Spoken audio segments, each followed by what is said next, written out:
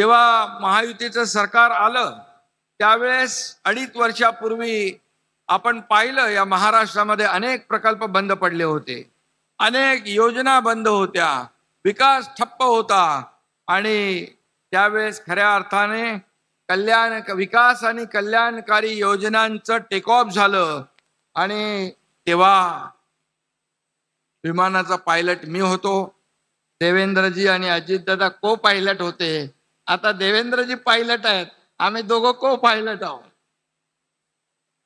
पायलटची seat बदलली तरी सुद्धा विमानाचं विकासाचं विमान मात्र तेच आहे. त्याच गतीने आम्ही पुढे जातोय. इंजिन तेच आहे आणि ते ज्यादा गतीने या ठिकाणी धावताना आपण गेल्या 3-4 महिन्यामध्ये पाहतोय. आणि आजच्या या अमरावती विमानतळाचे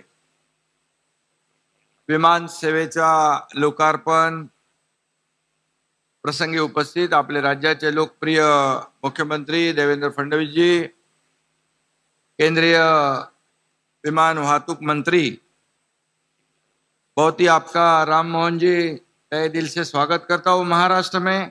बहुत ही हमारे यंगेस्ट मंत्री आहेत ते आणि सर्वात तरुण मंत्री केंद्राचे आणि नेहमी त्यांची सकारात्मक भूमिका असते आणि त्यांच्या सोबतीला आमच्या मुरली मोहोळ जे आहेत ते आपल्या घरातला माणूस आहे. आणि आमचे सहकारी उपमुख्यमंत्री अजितदादा पवारजी, चंद्रशेखर बावनकुळे, गिरीश महाजन, अनिल बोंडे, आनंदराव अडसूळ, नवनीत राणा, किरण सरनाईक, धीरज लिंगाडे, रवी राणा, संजय खोडके, राजेश वानखेडे, आपले दुसरे मंत्री आकाश फुंडकर,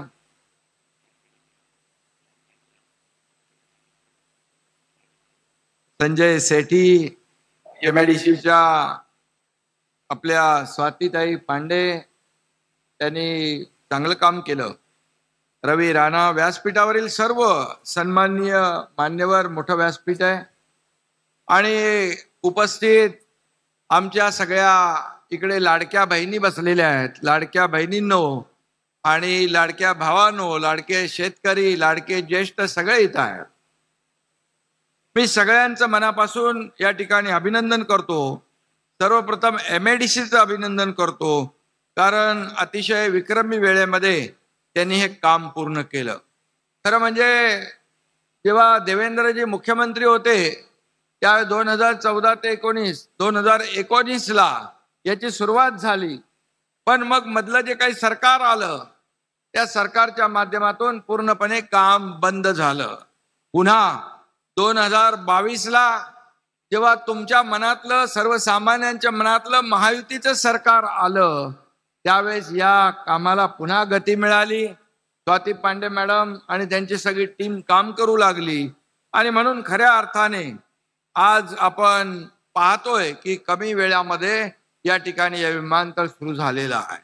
आणि जेव्हा महायुतीचं सरकार आलं त्यावेळेस 2.5 वर्षापूर्वी आपण पाहिलं या महाराष्ट्रामध्ये अनेक प्रकल्प बंद पडले होते, अनेक योजना बंद होत्या, विकास ठप्प होता आणि त्यावेळेस खऱ्या अर्थाने विकास आणि कल्याणकारी योजनांचं टेक ऑफ झालं आणि तेव्हा विमानाचा पायलट मी होतो, देवेंद्रजी आणि अजितदादा को पायलट होते. आता देवेंद्रजी पायलट आहेत, आम्ही दोघं को पायलट आहोत. पायलटची सीट बदलली तरी सुद्धा विमानाचं विकासाचं विमान मात्र तेच आहे. त्याच गतीने आम्ही पुढे जातोय. इंजिन तेच आहे आणि ते ज्यादा गतीने या ठिकाणी धावताना आपण गेल्या 3-4 महिन्यामध्ये पाहतोय. आणि खरं म्हणजे त्या विकासाची भरारी या पुढील काळात आपल्याला दिसेल. मुंबई समृद्धी महामार्गाचा दादाने इथं उल्लेख केला. त्या समृद्धी महामार्गाचं लोकार्पण देखील झालं आदरणीय मोदी साहेबांच्या शुभ हस्ते. या समृद्धी महामार्गाची आखणी जेव्हा केली तेव्हा देवेंद्रजी मुख्यमंत्री होते आणि मी MSRDC खात्याचा मंत्री होतो. अनेक लोकांनी त्याला विरोध केला, प्रचंड विरोध केला, महामार्ग होऊ देणार नाही म्हटलं.